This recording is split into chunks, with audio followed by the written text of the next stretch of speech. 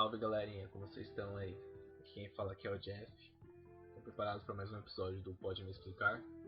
Comigo aqui hoje temos uma mesa bem parecida que foi na semana retrasada, com a exclusão do membro Victor, que não está presente com a gente hoje, mas comigo hoje conversando sobre o tema que é nada mais do que ainda sobre o Covid, a Flá, a Fernanda, o Cafeu e o Pedrão.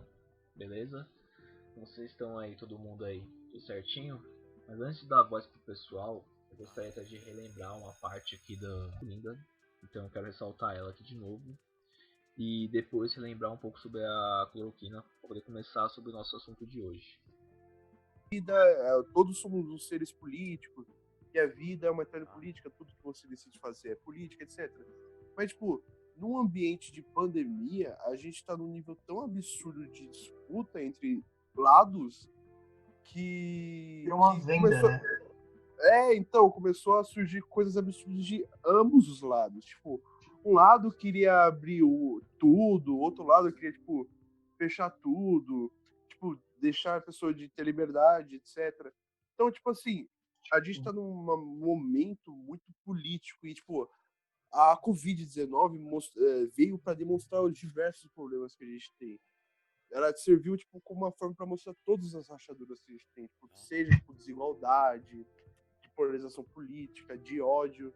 Então, a Covid-19, a gente ainda não tem a noção do que foi e o que vai ser, que a gente ainda tá vivendo, mas, tipo assim, eu creio que vai ser, tipo, o acontecimento, tipo, do século.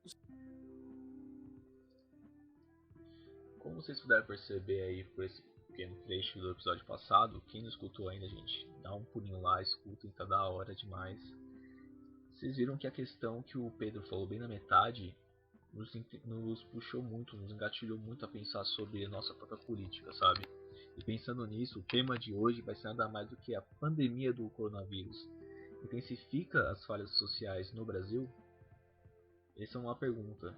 Nada mais interessante falar sobre isso. Para começar, gostaria de lembrar um pouco, a gente comentou da outra semana, do primeiro episódio, que foi a questão da cloroquina, né? Quanto a cloroquina veio como remédio salvador e como ela foi um ato político muito presente no Brasil. E o governo segurou na época que quem era os maiores infectados? População rica. Tanto que os hospitais públicos estavam tudo vazio, mas os hospitais particulares estavam com os lotados. O Oswaldo Cruz mesmo estava com 2 torres só para atender o Covid. Nisso, quando diminuiu, deslocou o foco da classe alta para a classe média baixa, foi quando o governo começou a afrouxar o distanciamento. E aí começou a sobrecarregar quem? O SUS e também os também emergenciais, como o Pacaembu, até mesmo a UFABC também foi uma sede e tal. E começou a lotação lá. Só que o problema é que a população da classe baixa normalmente é a população que tem menos acesso à informação. E com essa divulgação da cloroquina como o remédio salvador do Covid, isso também intensificou muito a questão da pressão popular por esse remédio. Então a gente teve 2 momentos na procura máxima por a cloroquina. No começo, que foi a farmácia se esgotando, e agora no finalzinho, capacidade de poder armazenar tantos infectados. E o problema é assim, até agora a gente está tendo o número de infectados numa ordem que a gente ainda consegue receber. Mas nada garante que isso não vai dobrar, entendeu?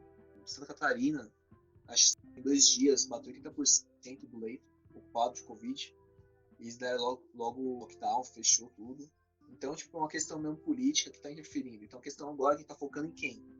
Na classe pobre. Por quê? A classe pobre que vai trabalhar, que vai pegar o metrô, vai pegar o busão lotado, e que às vezes não tem nem acesso de itens de higiene básica na casa para poder estar lavando a mão toda hora com sabão. Não, você ia falar que, a cloroquina também, ela tem um fator que faz com que as pessoas, sintam a confiança nela. Porque ela é um remédio que já é usado, né? Normalmente ele é usado quando você mora na região norte, ou quando alguém vai para a região norte. Então, é um remédio super antigo. Meus pais falam que eles tomavam quando eu era criança. Eu acho que eles já conheciam, que as pessoas já tomavam, então falar que, olha, um remédio antigo que todo mundo conhece, popular, que tipo, dá para todo mundo ter, é eficaz. Ou então, né, do jeito que estamos falando, pode ser eficaz, nada comprova que é o contrário, isso também coloca para que a população queira isso, né? Mas, tipo, juntamente no sentido da falta da informação também, que é um caminho fácil. É questão do discurso, né? Quem tem a palavra da vez, normalmente, é o presidente, né? Então, assim, a fala dele é muito grande.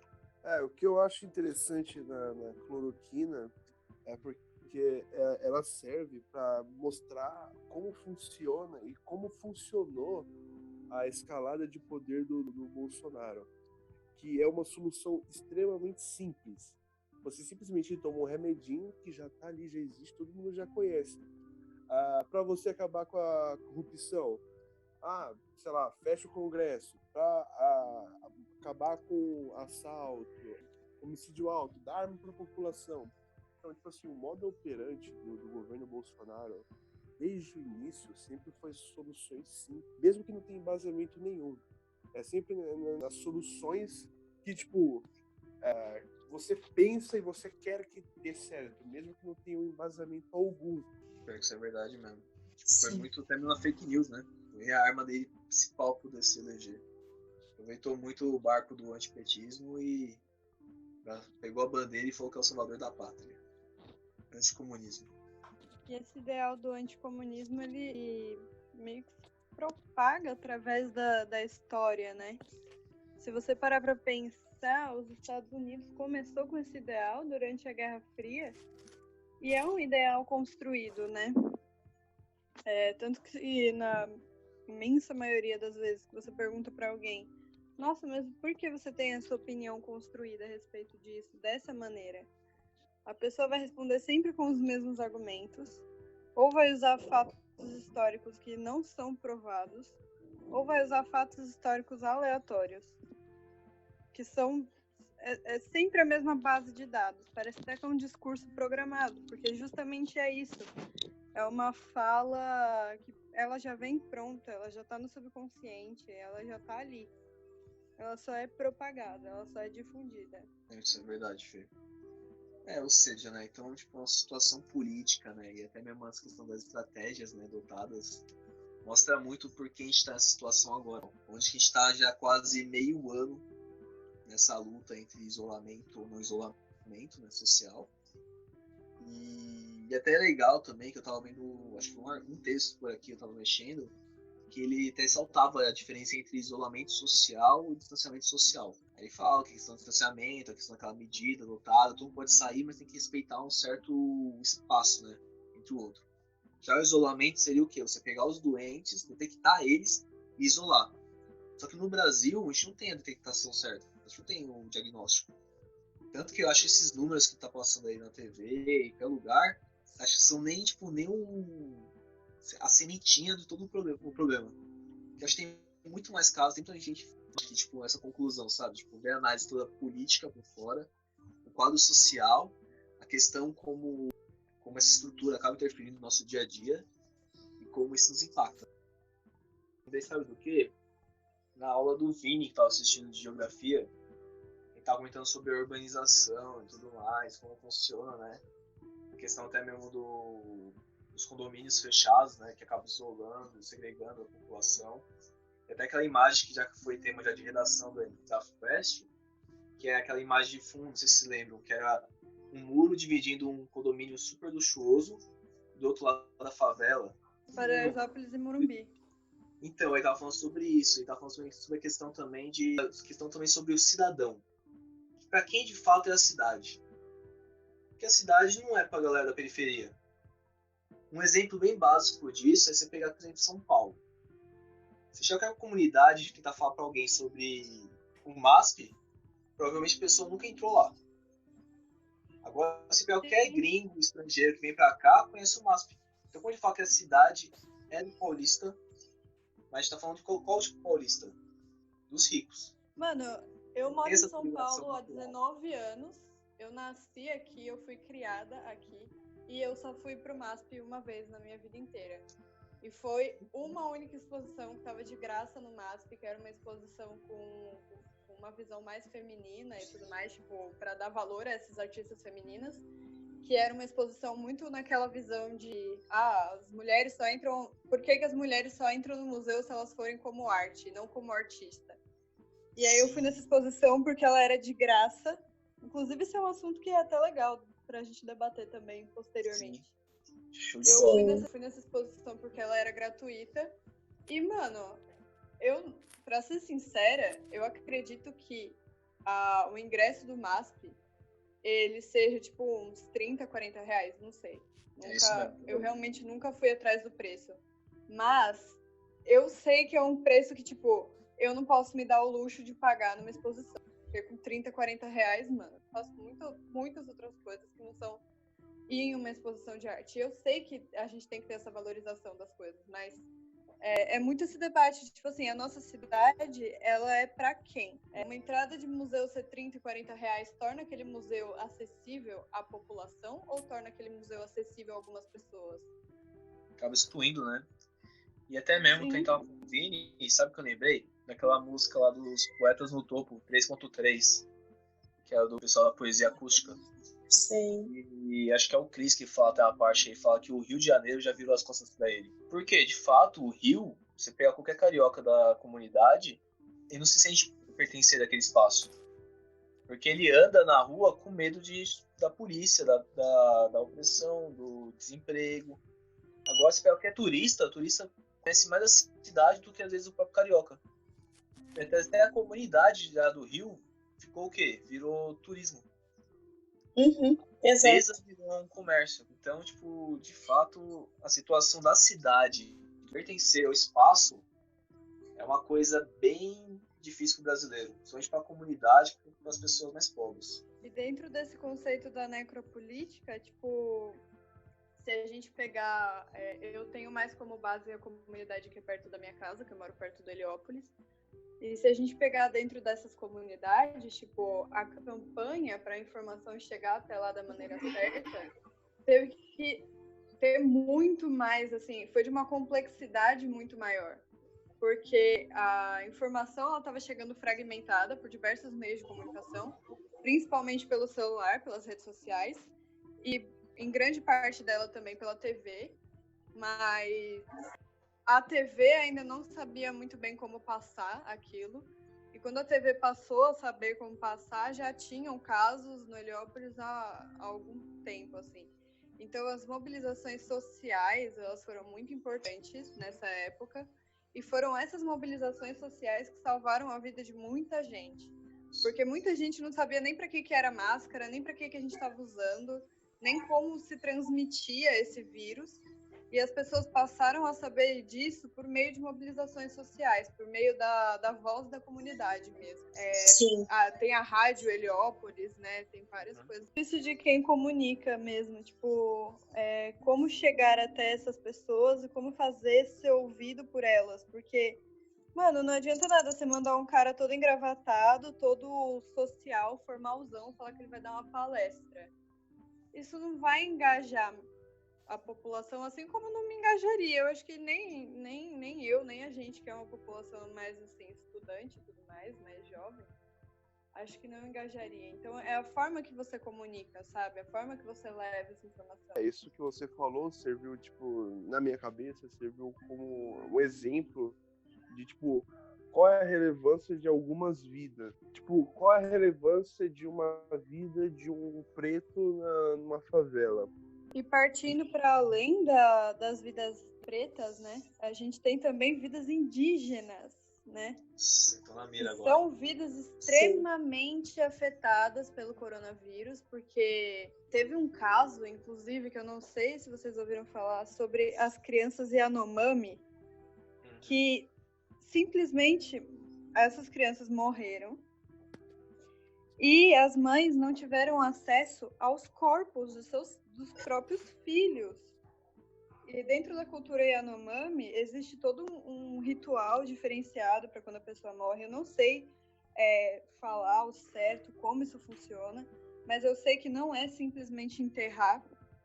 Eu até acho que nem pode enterrar, não tenho certeza disso, mas os corpos dessas crianças foram enterrados sem autorização dessas mães, e as mães só foram encontrar esses corpos, só foram descobrir onde estavam os corpos dos próprios filhos dias depois, sabe? Isso é de um descuidado tão grande, isso é de uma insensibilidade tão gigantesca, você simplesmente sumir com os corpos dos filhos das pessoas.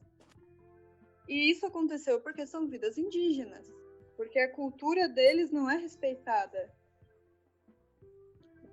E o pior, né? A cultura deles, tipo, vai contra a ideia do isolamento social, né? Porque eles vivem em comunidade, literalmente. Tipo, eles dividem o mesmo espaço, a mesma rede, a mesma alimentação. Então, tipo, chegar esse vírus até eles é uma coisa meio que horrível. Porque você fica num dilema. Ou você vai lá e interfere lá e não deixa, decreta lá um isolamento social e atrapalha o ritual cultural deles. Ou então você assiste de longe e vê um monte de gente morrendo. Isso vai retomar também, sabe o que? A nossa história. O extermínio de indígenas quando chegou o português aqui. Exatamente. Trazendo a malária, trazendo um monte de doença. Pela gripe até, né? Na época morreram muitos indígenas na América Espanhola pela gripe, foram inúmeras doenças, eu esqueci o nome. Pela varíola. A bucólica também, né? Chegou até aqui, né? Sim. Eu acho que, eu não tenho certeza, mas eu acho que sim. E é algo a se pensar, né? Se nós temos aí 500 anos de diferença histórica entre uma coisa e outra. E quais são as medidas que a gente está tomando para essas populações não serem tão afetadas com isso? Quais são as medidas imunológicas, as medidas de isolamento que a gente está tomando com eles, com as lideranças indígenas, porque esses locais têm lideranças. Quais são as medidas que, um acordo, sei lá, com a prefeitura e as lideranças indígenas, quais são as medidas que estão sendo tomadas a favor dessa população? Ou, sei lá, a gente não está tomando medida nenhuma, eles não são brasileiros o suficiente para o governo olhar para eles, olhar por eles. E eu pesquisei aqui sobre um corpo Yanomami, né? O que seria isso? E, na verdade, os corpos eles são cremados durante um longo ritual, para que aquele morto ele possa morrer tanto para si quanto para a comunidade. Tem todo um rito de passagem, e desrespeitar esse rito é desrespeitar toda uma cultura. Sim. Tem até o caso daquele meme que ficou famoso, que é da galera carregando o caixão e dançando. E na cultura africana, né, que eu não me recordo qual é o país, a morte é vista de uma maneira completamente diferente. Tipo, é feita uma certa festa. É lógico que tem toda uma questão de você estar perdendo uma pessoa, mas é como se fosse para valorizar a vida que a pessoa teve. Tipo, tem até no Brasil isso, tipo, em regiões periféricas do Rio de Janeiro, em lugares onde que o samba é muito presente. Tipo, sambistas famosos, tipo, quando morrem, eu não esqueci o nome do termo agora, porque é um termo difícil, depois eu até posso pesquisar, que tipo, é feita uma festa durante dias para comemorar toda a vida que essa pessoa teve. Então, tipo assim, a gente tem que entender que tem culturas completamente diferentes. No caso da índiazinha que morreu, tipo, tem que ser respeitada a tradição. É lógico, tipo, não tem que ter um controle. Tipo, o mais errado foi ter chegado lá, porque eles estão distantes, eles têm que viver a cultura deles. Exatamente. Lógico, tem que haver um contato para tipo, passar medicamento, vacina. Mas tipo, o que acontecia e o que acontece ainda hoje, tipo, pessoas de fora, grupos religiosos que tentam ir lá converter, ou turistas que vão em regiões de lugar fechado. Então, tipo assim, a pandemia tá mostrando, basicamente, na minha cabeça, assim, tá, tipo, mostrando todas as falhas sociais, tá, tipo, agravando, deixando mais nítido. Eu sei que eu tô pegando muito nesse ponto, mas é porque é muito real pra mim. Porque, tipo, assim, tá mostrando o quanto o índio não é respeitado, o quanto o preto sofre. Porque, tipo assim, começou de cima E quem realmente se fode sempre, toda a história, vai sempre as classes mais de baixo, são sempre os Sim. renegados, que são diferentes, têm culturas diferentes. Então a gente tá simplesmente vivendo um ciclo que já existiu, só que de uma maneira diferente, numa pandemia. Então tá sendo muito louco. Dentro disso que o Pedro falou sobre as medidas tomadas, né, dos Yanomami e tudo mais, eu acho que para além da gente pensar, ai, nossa, não deveria ter chegado lá, óbvio, não deveria ter chegado lá, isso é um fato. Mas chegou. E o que o governo está fazendo para respeitar a tradição dessas pessoas? Quais são as medidas que poderiam ter sido tomadas para fazer com que a tradição dessas pessoas fosse respeitada e que não houvesse transmissão do vírus? Quais foram os cuidados que esse governo tomou? Quais foram os cuidados que a gente tem uma precarização do SUS, isso é real, tanto que o nosso financiamento do SUS é um dos menores do mundo, tipo, a gente, mesmo se toda a verba do SUS realmente fosse para o SUS, ainda não seria o suficiente, né? Mas quais foram as medidas tomadas, tanto pelo governo federal, estadual, municipal, tipo, nem sei se tem isso, mas quais foram as medidas tomadas pelo Estado mesmo para que esse vírus não fosse propagado com a cremação dessas crianças? Quais foram as medidas tomadas para que fosse feito esse ritual de uma forma segura? E por que que as mães dessas crianças têm menos direito de fazer um ritual para essas crianças do que as pessoas que moram nas cidades e estão tendo oportunidade, pelo menos os parentes mais próximos, de velar os seus entes queridos por pelo menos 1 hora, 2, 3, quem sabe? Por que que essas mães não tiveram o mesmo direito de fazerem o ritual delas? O nosso ritual é o velório. O ritual delas é essa cremação. Por que que elas têm menos direito de passarem pelo ritual de morte delas do que a gente? Ô Fê, eu tava aqui em Mato Grosso do Sul, que lá tem uma cidade lá que o prefeito permitiu que o pajé acompanhasse os doentes no meio do tratamento, porque, tipo, além do tratamento que eles tinham lá com medicamento, até na época usavam ainda cloroquina ainda, de forma errônea, né, mas utilizavam ainda, tinha também o próprio tratamento que o pajé passava, que é um tratamento espiritual. Então o pajé era o único que podia entrar na sessão e ficar lá junto com os doentes. Então foi uma forma de tentar, tipo, talvez de não romper com a cultura dos indígenas, né? E claro, todo cuidado. Nem o pajé, ele meio que ficou um tempo fora da aldeia mesmo, tanto é que ele elegeu, se não me engano, foi um outro índio para ficar no lugar dele, por enquanto ele estava lá em missão para poder salvar os doentes. Então talvez poderia ter um meio caminho com essas crianças, né? Sei lá, fazer algum ritual, procurar a própria mesma comunidade, ter conversado com o próprio pajé às vezes para ver se não tinha uma outra alternativa de conseguir fazer o ritual sem ter o contato direto, mas que pelo menos que a mãe pelo menos tivesse o conforto de ver o filho dela. E com essas mães ainda foi um caso ainda mais agravante, porque não tinha ninguém para conversar com elas. Elas falam outro idioma, né?